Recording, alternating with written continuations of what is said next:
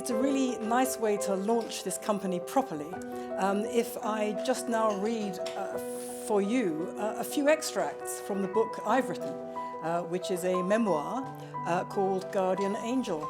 And I was persuaded to write this because I don't normally write about myself.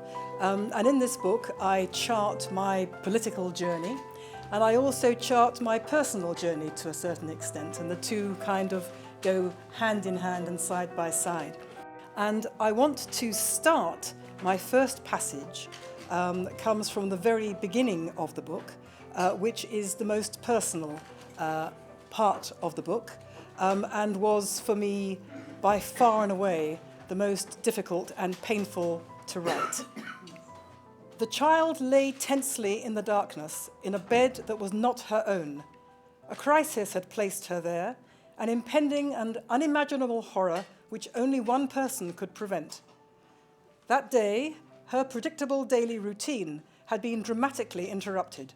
Startled and alarmed, the 9-year-old had been extracted from the classroom and taken by her mother to stay with Pearl, her mother's sister, because her father's youngest sister, Mari, was very ill. Her mother was distracted, not herself. The child, who had no siblings and who lived inside her mother's skin, was full of dread. This was a family emergency with which her mother would have to deal because, as everyone knew, she was the only one who could. But the child knew what others did not know, that her mother lived on the edge of a personal precipice from which only the child could prevent her from falling.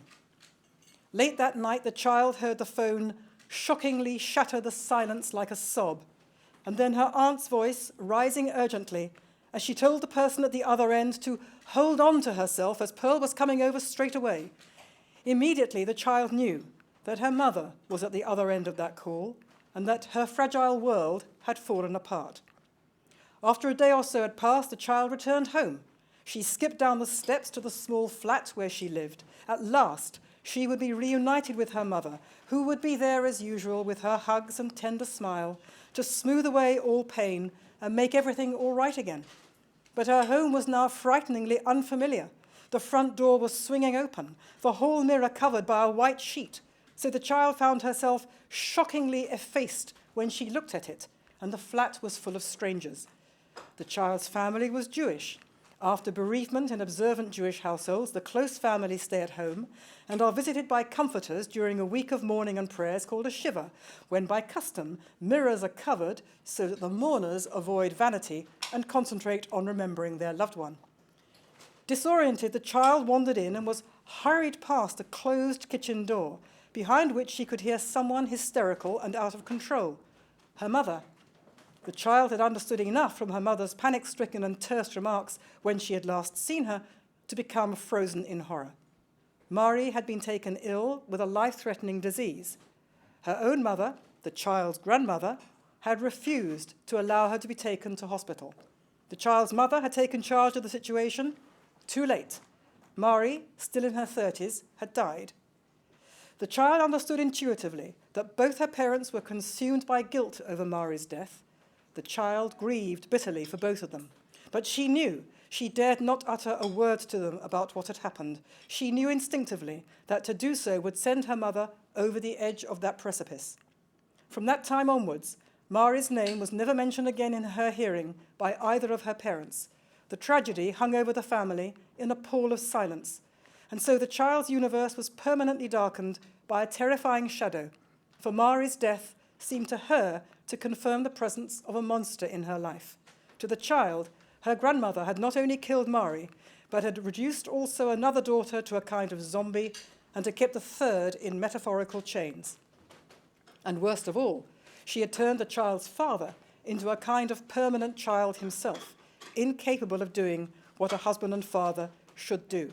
For in her young mind, her damaged father had failed, in turn, to protect her mother from this monstrous blight on her life.